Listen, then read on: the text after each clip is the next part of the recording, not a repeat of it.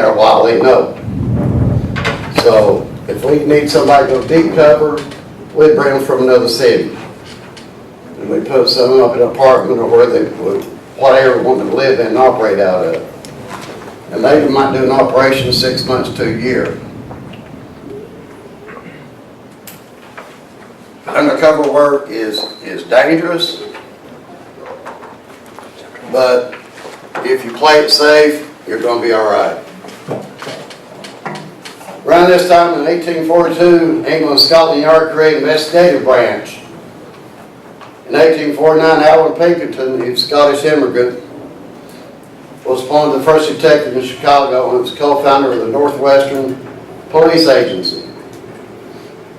Later became the Pinkerton National Detective Agency, whose symbol was the watchful eye and his motto was, "We never sleep."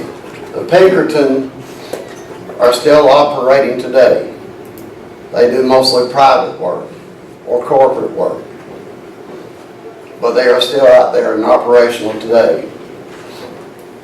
On most of your stagecoaches in the area of the Old West, most of them had a Pinkerton man on it.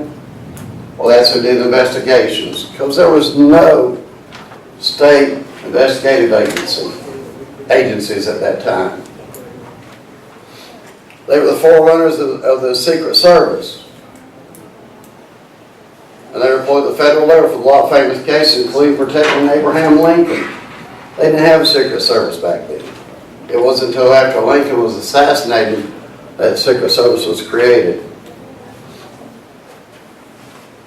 Pinkerton developed several investigative techniques still used today in law enforcement. That includes sting operations. You know what a sting operation is? So we know what a sting operation is? Yes, sir.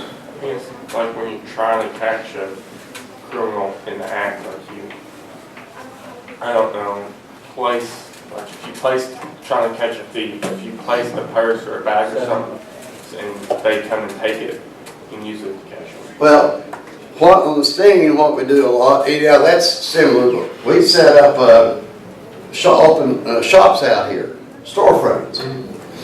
That look like pawn shops, and we put the word out.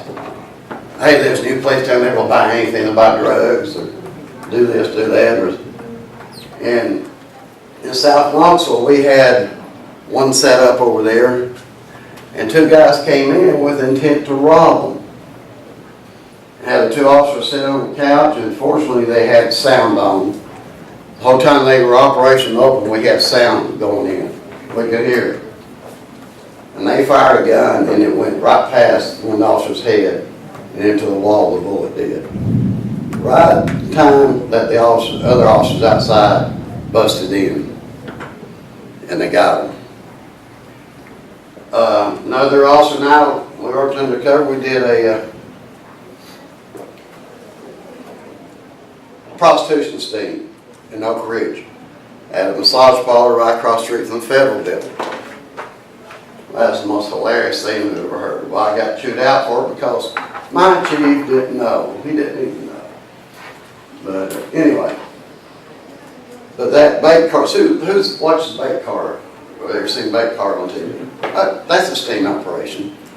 But stings can go anywhere from federal has run them 2 and 3 years. Sting operations. So that can be time consuming. Well, they are time consuming in one sense. In another sense, they're, they achieve what they're going to achieve. So you got prostitution stings, you got the auto theft stings, you got different stings going on. Are you saying stings or sting? Sting, S-T-I-N-G, like bee sting. Okay.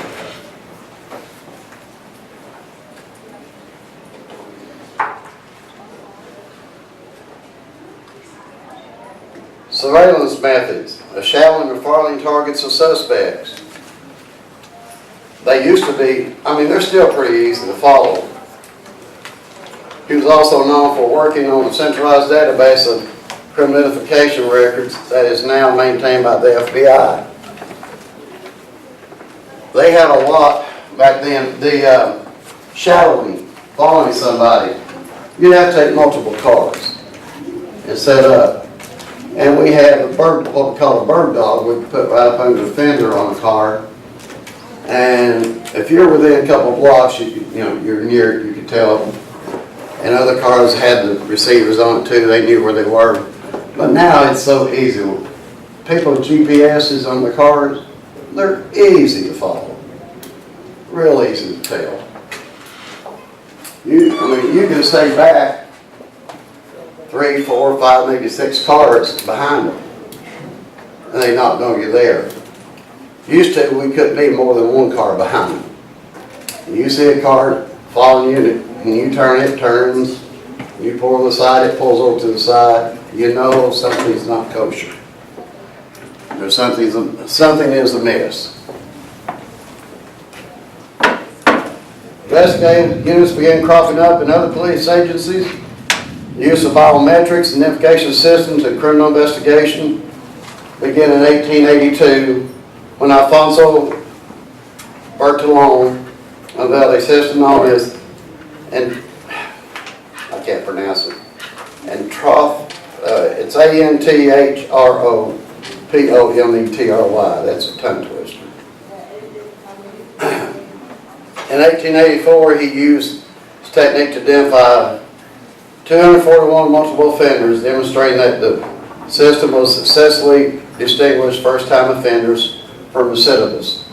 What's a recidivist versus first-time offender? You repeated it? Repeat, yeah, repeat. Penitentiaries, if you get convicted and you serve 3 years in a penitentiary, from day 1 to the 3rd year or so, instead of being paroled, you've got an 85% chance that you're going to go back. Recidivism rate is very high. That's why people go back and go back and go back, if they make it out.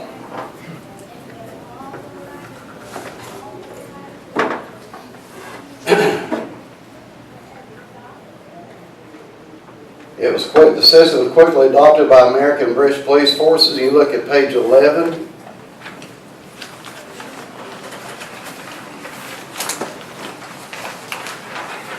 The basic functions of an investigator.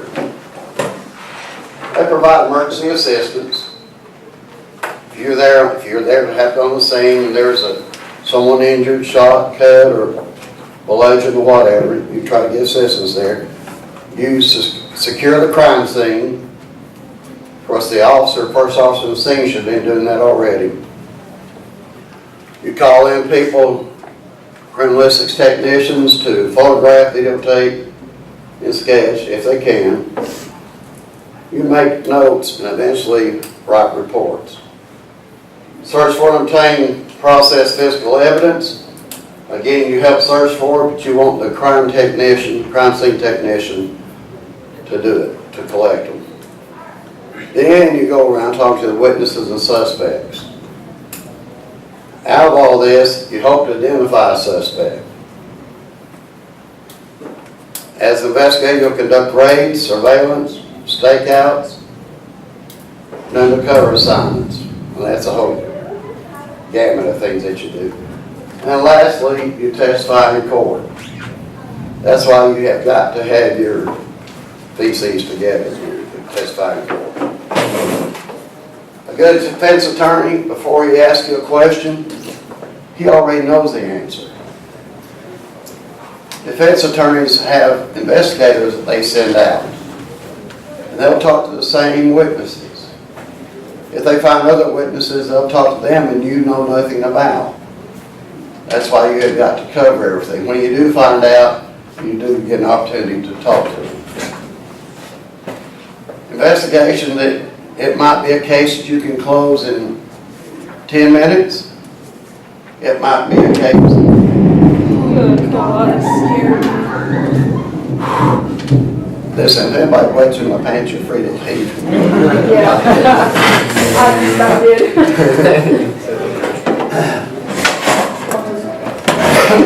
But it might take you, my last homicide, no. One of my homicides took me 2 years from the time it happened to the time I got him to court. I proved everything, I had everything there, but there was still some doubt. And he finally confessed to one of his drug buddies that he didn't mean to beat her. And he bludgeoned her to death anyway. I mean, it was so obvious. There was wet spots in the floor of the carpet. He'd been trying to vacuum and clean up. That was blood. How did he not mean to be? Oh, he meant. You can't really accidentally do that. I've known this guy since I was a young teenager. And that was the 5th homicide he'd either been directly or indirectly involved in. And Is he still in prison? no, he's out now. How'd he get out if he killed her? He was convicted, he pled to a 2nd degree manslaughter, and he carried 25 years. He did a third of it, he got out. But he took Kendall Lawler and bludgeoned her to death. I'm sorry, what? Good behavior? Did he have like good behavior? Oh, I'm sure he did while he was there. I'm sure he did. Why does he serve 25 years when, like, how did he get out if he didn't serve at all? Most, if you're first offender or first get sent, and it's all the attorney, the way he worked things up. And his plea, he already had this set up as to how much time he could get. And anyway,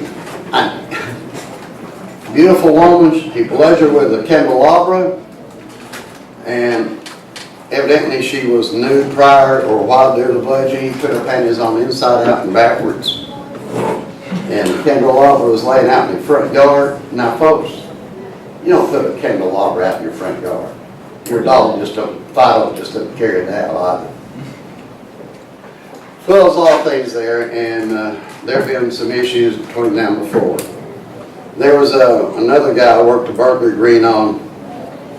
Kid was smart, hell of an artist. His father, biological father, was an orthopedic surgeon of Morristown. His mother, family was off wealthy. She married married a lawyer, and they owned a bakery. Make a long story short, it got him to being a burglar.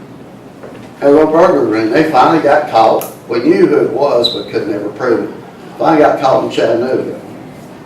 And all the way from Tri-Cities all the way down to Chattanooga. And I was assigned that case. He showed me over 100 houses that he'd broken into, or they had broken into.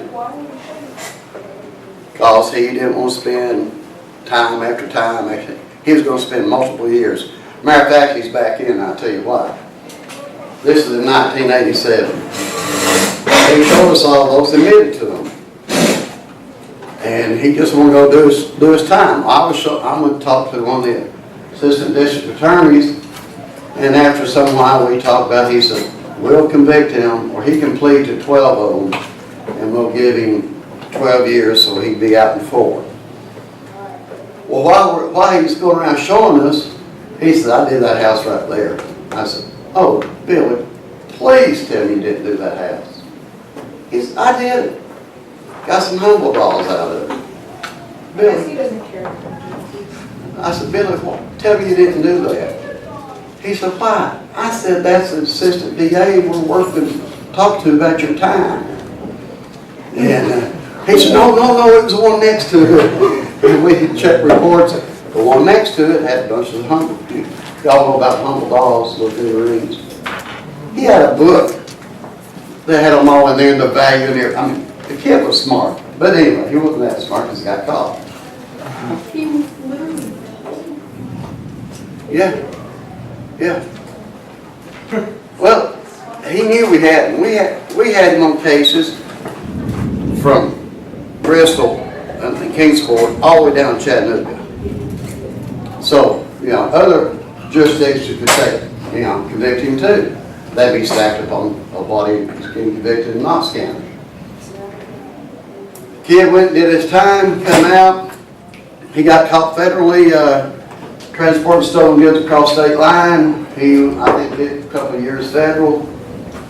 And then, after I retired, it was about 2007, so I get a call from some county north of Atlanta, down in Georgia, and they had him, they wanted to come testify. He was faced, if I could show his propensity as a burglar,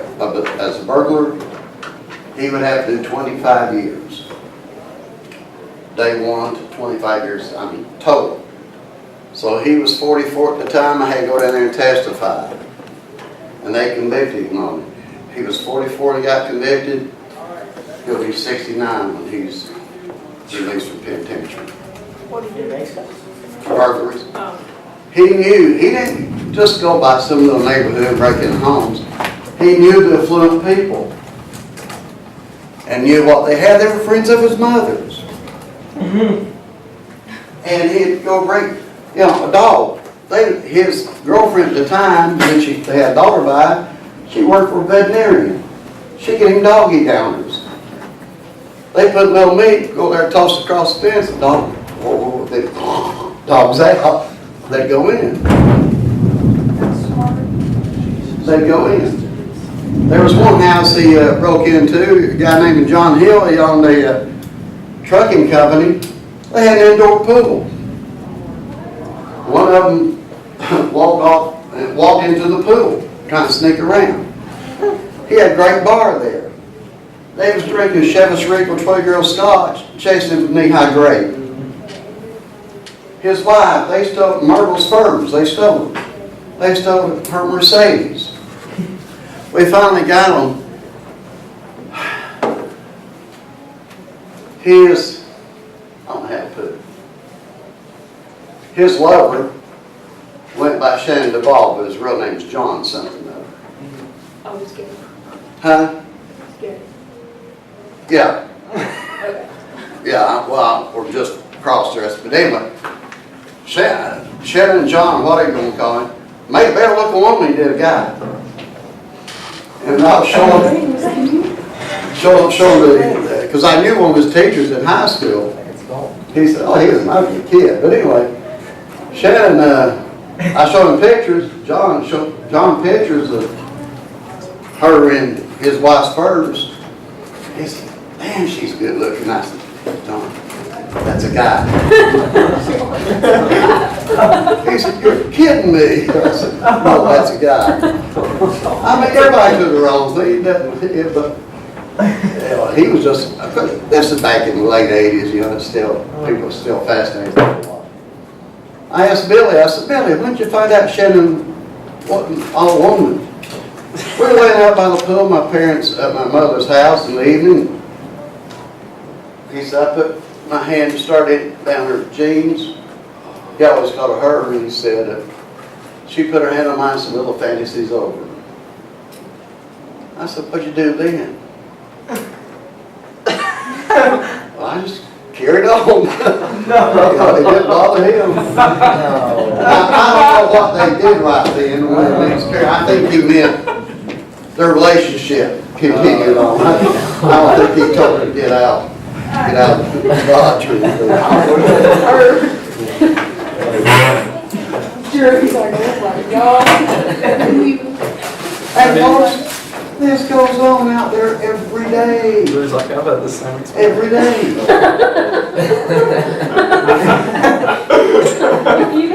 What?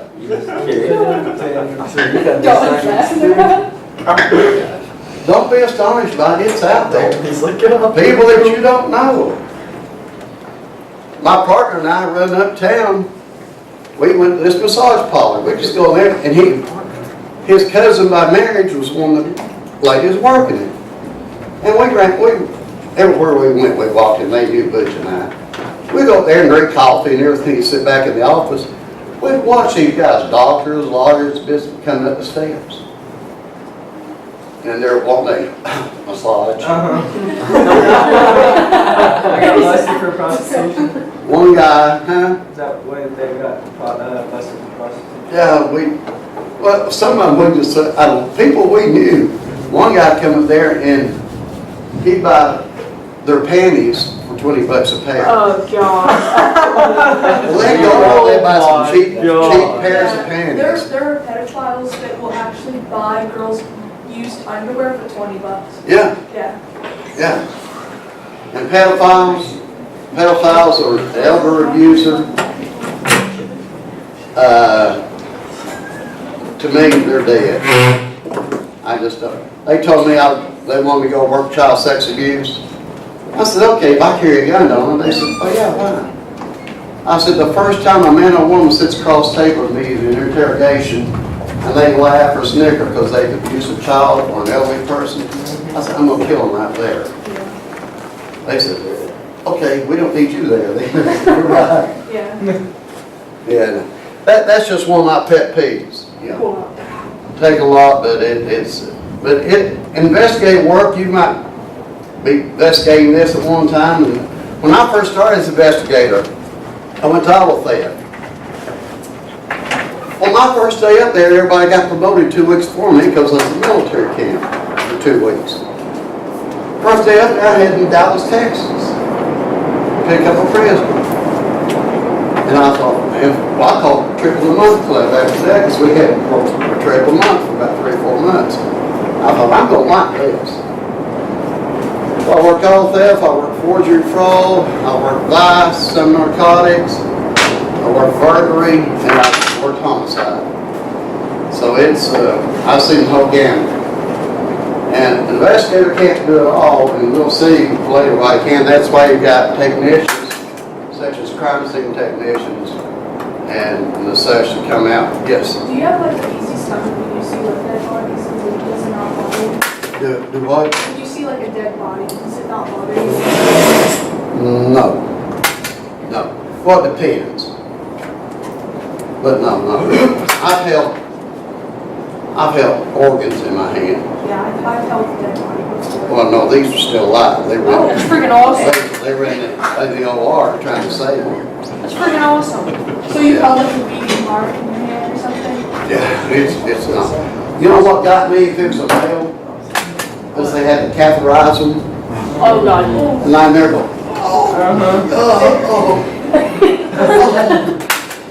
it hurt me just watch it go in. Yeah, you did That that. ain't nothing, that ain't pretty. That is not pretty. But as far as other body parts, no, it doesn't bother me. It's a little gruesome. If you ever get a chance, I don't know what your studies are later on, if you ever get a chance, go to the body farm Where's or that? UT hospital. I took her to, we didn't go to UT, but we went to the cadaver lab at Carson Newman Oh, okay. last year. That would be a cool field trip. We'll probably do it again. But the body farm, if you got a weak stomach, when it comes to odors, take your little bag to throw up in. You still have to go. Yeah. But they're in all sorts of decay and half buried and half not. And they're in that, huh? They burn them. They have burnt bodies over there. That's why forensic pathology is such a wide open field you can get into. Of course, it takes a medical degree and all that. But any of the forensic fields, from criminal psychology on. Yes. I have a close friend that wants to be a coroner. Mm-hmm. Yeah, he wants to work dead bodies and see like how they died and stuff. Well, that's where your forensic pathology comes Yeah. in. Doctor, anyway, I'll get to it later. Dr. Bass. Yeah, Bill Bass. And I had an anthropology class with him back in the 70s. And he was very intelligent. Well, I had a case that he come out to, that body case, it's late spring, early summer, mainly skeletal remains, some clothes. And we caught him out there. Of course, no one touched anything. He walked around for a few minutes and got down and looked at us. That's a black male, such height, about this age, da da da da da.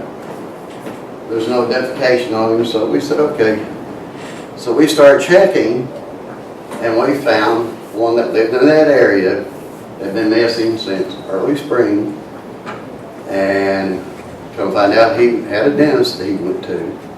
Checked his dentist, pulled his dental records, and they matched them. But he didn't touch any, didn't move around, and just walked. Bill Bass to teach a grade of fifth graders. He taught a class of fifth graders, and then go to world-renowned forensic pathologist and get the same message across. That's how good it was. And he is world-renowned. I think he's pretty much retired now. Yeah, he came here and talked to us. Oh, he's amazing in my opinion. But we used him a lot, used some other MEs. But Bass, if it really came down to, I don't know, we'd bring Bill Bass in. The first autopsy, you ever sit through an autopsy? I didn't have any problem with them cutting them open here and splitting this, sternum and spreading it. I didn't have any problem at all with that. It's when they cut around the scalp here and laid it back. They take that little saw around the skull and they take off the skull. No. That's right. Yeah, it releases all the pressure. Yeah. But does that sound when you take it off.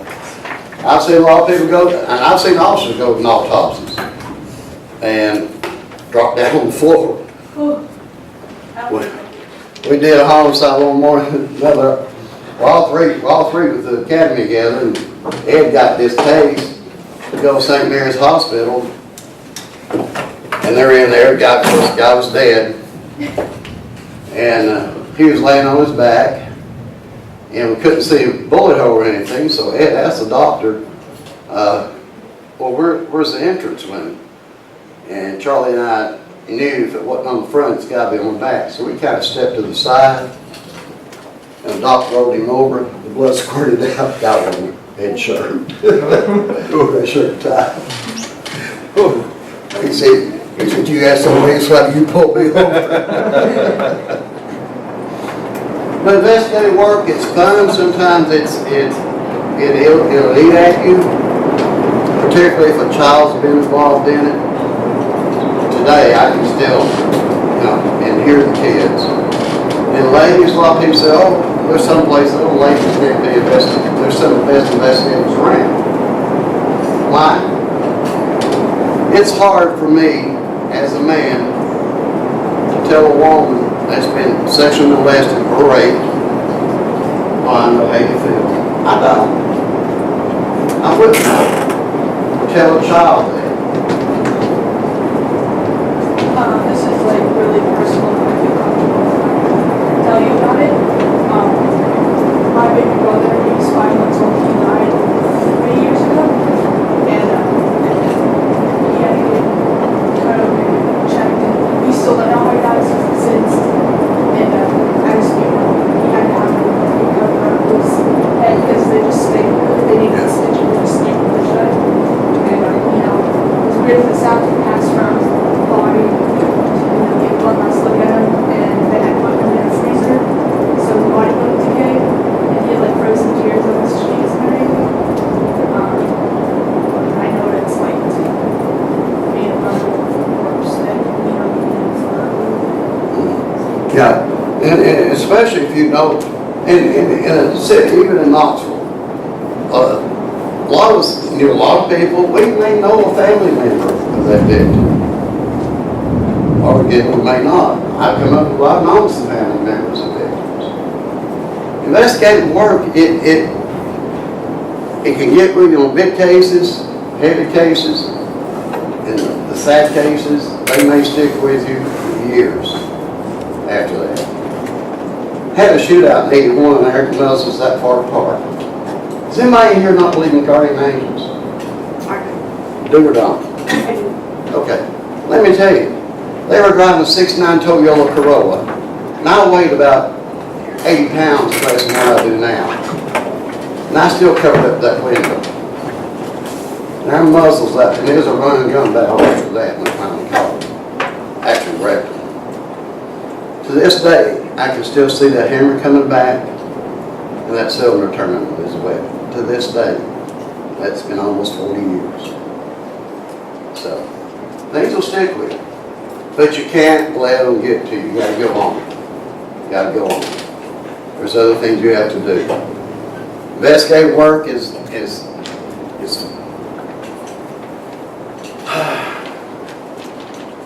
a certain person. it's interesting because you'll do things that you probably never thought you would do, but it's very interesting. Anyway, criminalistics refers to the specialties or specialists trained in recording, identifying, interpreting the minute details of physical evidence. Criminalistic is a branch of forensic science. A criminalist is the crime scene technician who processes a crime scene. There were people years before, well, the county before they had their own people, their detectives would do their own fingerprint dusting. And you can then you could only get fingerprints off certain surfaces. This was before the super glue fumes and all that. Oh, I know there's prints around here. Well, man, weird, and they'd look, or sort of weird, and they'd look, and I'm sorry, there's no prints there that we can take. Why don't you dust it anyway? Well, they dust that old graphite dust. And then they'd say, well, I'm sorry we didn't find anything. Aren't you going to clean it up? Oh, no. Yeah. And then, hit a white couch, yeah. I know there's a print on there somewhere. So, yeah, and you did what they want. Even though you tell them, they just don't understand. It's like they almost don't know what else to do, so they just want it. Yeah. But now we got crime scene technicians. They can come in and it's amazing what they can do now on lifting prints. It is absolutely amazing. And they are trained. They go through a lot of training. First officer on the scene must determine if the crime has been committed and can an arrest be made? Yeah, it can be, but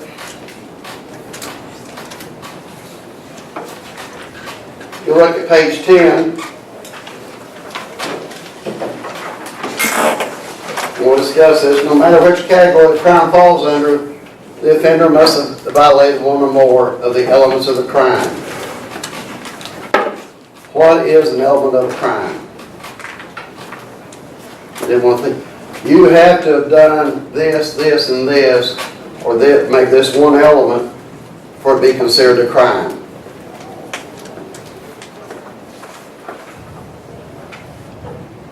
Your text tells the crime is an act in violation of penal law and offense against the state. The broader use of the term includes both felonies and misdemeanors. A crime is a violation of a public right or law. It is an act or omission forbidden by law, punishable by a fine, imprisonment, or even death.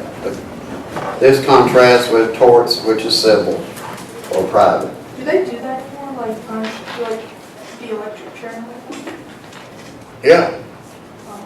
I don't know if they use electric chair. I think a lot of them gone to I think it's all lethal injection. now. injection, yeah. The injection. I don't even think they have gas chambers anymore. I think it's all lethal injection. Yeah.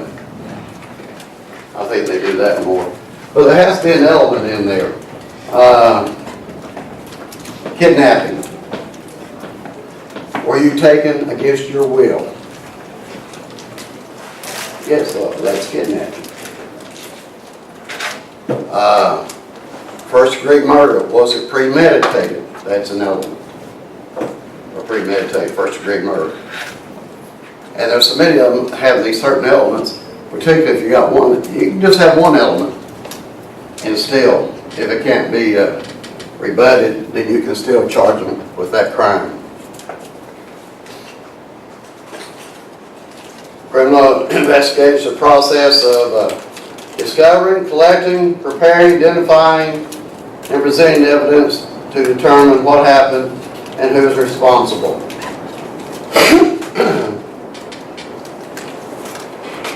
The responsible party, that's the hardest thing to prove. In the case of the homicide, the guy that beat his girlfriend, he lived in the house. Would his fingerprints be on Kendall Arbor? Yes, they would. It's his property.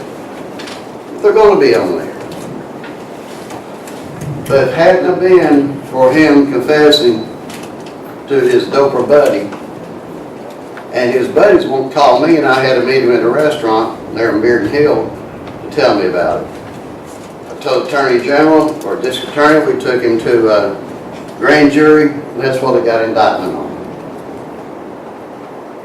And he came, of course, came to criminal court, and he pled to second degree manslaughter. So it's, a lot of it depends, all these cases, you don't spend a lot of time, because a lot of people will come there and they'll plead, they'll work out a deal.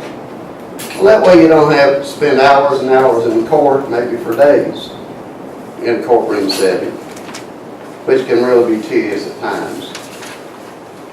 As an investigator, you can't really plan trips with your family or vacation. You can plan them, but you may have a case that comes up and you have to be in court.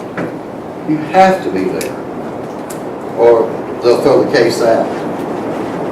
So you've got to be able to juggle things around between you and your family, and just be able to do the job. Investigators, it takes a lot of your time, more time than you think it would or should.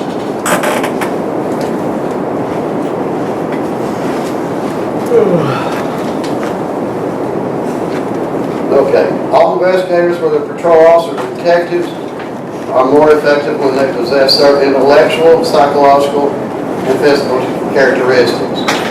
Effective investigators obtain and retain information, apply technical knowledge, and remain open-minded. You, as an investigator, what are the difference between interrogation and interview? What's the difference? I'm sorry, what? Speak up. In an interrogation, you try to get someone to admit to something, maybe?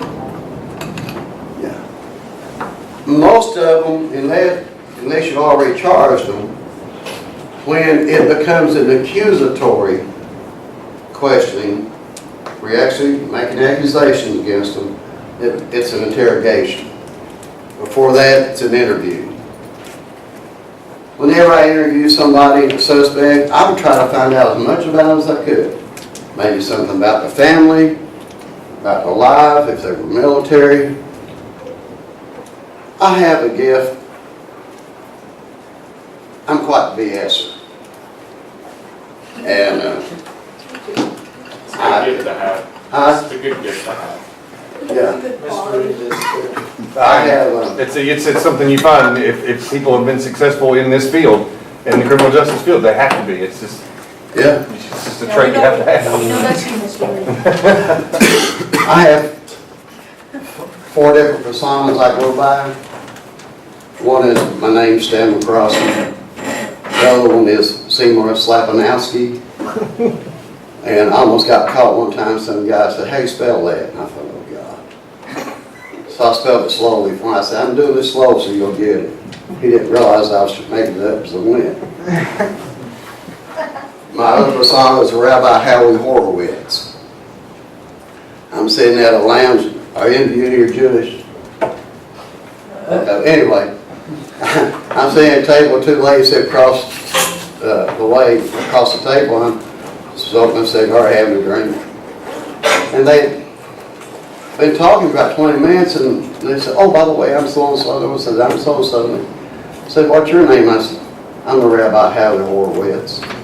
I'm at some rural synagogue up in Kentucky. That's where I was from." And one of them said, "Really?" And I said, "Yes." And she said, "Well, I'm Jewish." And I thought, "Oh, God, busted."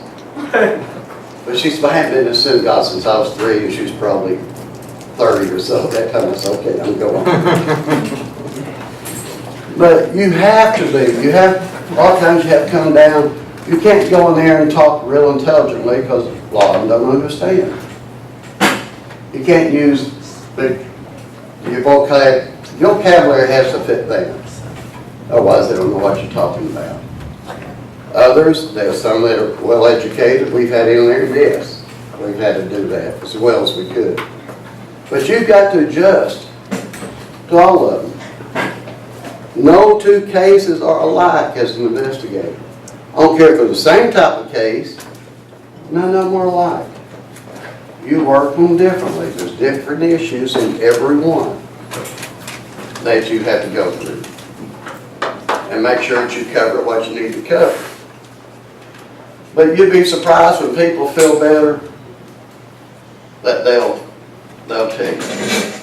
Now, a lot of the ones, even the ones that have been to penitentiary before, they know better, but because, you know, you've gotten down to their level, I guess. Now, when you become friendly with, allegedly friendly with them, they'll start telling you everything.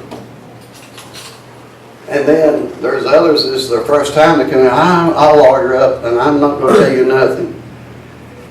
And then you say something like, well, when you go to penitentiary and you're doing a horizontal lambada with Big Bubba as he runs his tongue down your ear, you know, maybe you'll think about this. And ladies, there's Big Bertha in the women's penitentiary too. Yeah, it goes on. Yeah. I feel myself out there. But anyway, it just all depends. Like Billy Clark, the guy I was telling you about. Oh, I was going to tell you on his also down in Georgia, in this gated community. He's lived with this woman. They started having big rash of burglaries in there. They thought it's gated. The people know how to go in and get out. So he sent an undercover car in there, two of them, as a matter of fact, obviously it's a large gated community. And they watched this car. Come find out it was Billy. I mean, the woman he's living with, she was very, very, very wealthy. Of course, he didn't work, didn't do anything. But he couldn't leave being a burglar. He just couldn't get away from it. After he spent state time in penitentiary and federal time, he just couldn't get over it. So, but investigative work is something, a patrol officer, they have certain, they go work a case, they'll call a detective out most of the time, let them handle it. You just find some witness, make the report. You don't have a lot to do with it, and you go on, because they have it then. As an investigator, once you get that case assigned to you, you got through its completion, where you complete it by an arrest, or maybe no suspect, or maybe the witness, or the victim rather, decides not to prosecute, decides not to push it any further. We've had a few of those, because a lot of times it boiled down to a family member, like home burglaries. Maybe a family member is on drugs bad, and they will steal from you. They will steal from their own parents, it doesn't matter. And they have an inkling it's one of their kinfolk, they'll decide not to prosecute, not to go any further. You can't make them, will decide not to go any further. So you as an investigator have these decisions to make, and like I said, it takes quite a bit of time to work some of these cases, and a lot of it just depends on what type of case it is, and if it's like burglary, if it's burglary ring, all theft ring, or whatever. It takes time. It takes other agencies to come in. The state started CID, which is out there all the theft here pretty much, and we used CID quite a bit when we had to go to other counties, particularly. Some of the counties like Cott County, which were big for chop shops and whatever in Cott County, they had undercover people trying to work up there and work in those chop shops themselves. Investigative work is tedious. It can drive you crazy sometimes, and it might just take one little bit of information as to whether you're going to make that case or not make that case. Anyway, get back to it. Effective investigators obtain and retain information, apply technical knowledge, and remain open-minded. You have got to go with an open mind. You've got to listen to them. It might teach. They may say something you may interview a person 2 or 3 times. May say something one interview and say something completely different the next. And then you ask them why. That's why you got to take good notes. And when you write your report, you may have more notes in your report on you than you actually put in your report. You only want to put things that are pertinent to the case. Because the defense attorney is going to get a copy of it. And you can have your own notes and go off of them. But you got to be careful what you put in a report. And there are some detectives that I've seen that embellish their reports, try to make them look good. They got caught on the stand. No, that didn't really happen. I don't know why I put that in there. They know why. Trying to make themselves look better. You just don't do that. You can lose a case, lose major cases over that. But they do it. Again, just because you're a good patrol officer doesn't mean you're a good investigator, and vice versa. Some investigators think, well, I'm the prima donna, I'm going out here, I'm the, trying to think of some big detective's name, Joe Friday or somebody, I can figure out anything. No, they can't. In TV, it takes more than a day or two to cover these cases. It's not, it doesn't take an hour or 2 or whatever time limit they have on TV. It takes more than that. Just like in that murder where Danny alleged his girlfriend, it took 2 years from the time it happened to get it to criminal court. I don't think that they could do a TV series that long about that or not. But anyway. Just want to give you a heads up, in 5 minutes, the Clinton students will be going back to Clinton. Okay, how many Clinton students? Okay. Well, let me ask you this. Yeah. Is this supposed to go to what, 140? The bell rings at 1:35. But I mean, when, in this class, I think goes to 140, allegedly goes to 140. yes, Is there any problem when they leave if we just stop class then? that's what I do. That's how I do it, so. So I have to stay for the others that are going to get mad because they're leaving now? No. How many are Clinton students? Okay. Somebody's going to get wet. So just let me know. The bell will ring. Oh, bell ring. Okay. One bell will ring. Well, hopefully we're going to get through the first chapter today. Why does crime scene need to be secured? That way you don't get stabbed in the back. Well, You in the evidence. yeah, there might be something on the ground that an officer comes walking in and had no reason to be there. Might kick it or step on it.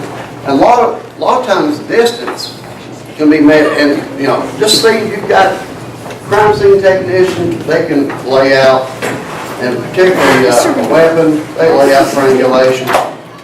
It got to, on that case I was telling about Danny and his girlfriend, I said, do not let anyone in here in this crime scene unless they're working the case. We actually had a deputy chief try to walk in. He said, sorry chief, can't go in. He said, I'm chief. He said, who's the investigator? He told me, and I went out there and I said, chief, I got a big crime scene. I'll tell you all about it, but I don't need anybody walking around. Not knowing what's going on. This is an hour later after I got called here. And he said, okay. Because if he had, I had to report him to the chief. And he knew that. Pardon?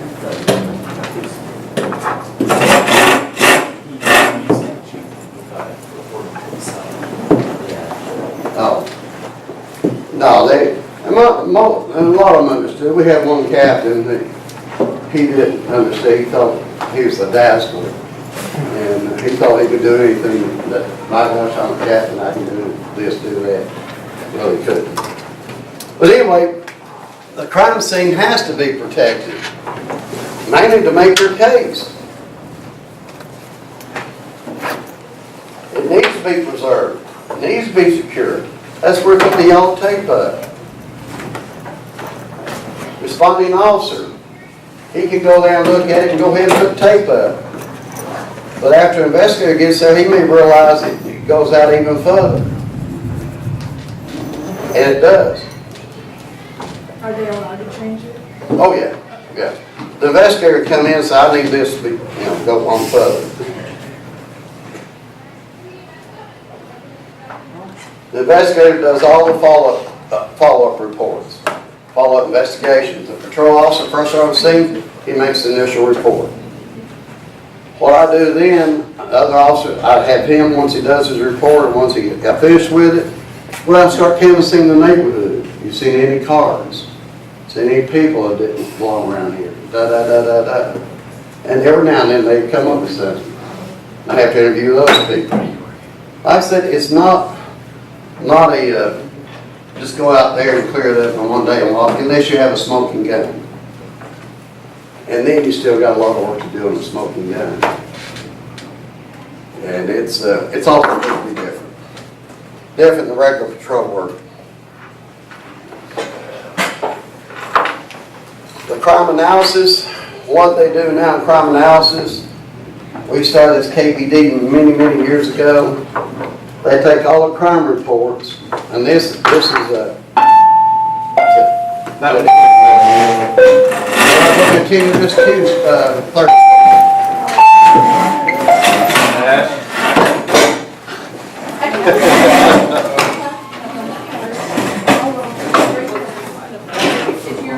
Hey, make sure and leave these books, guys.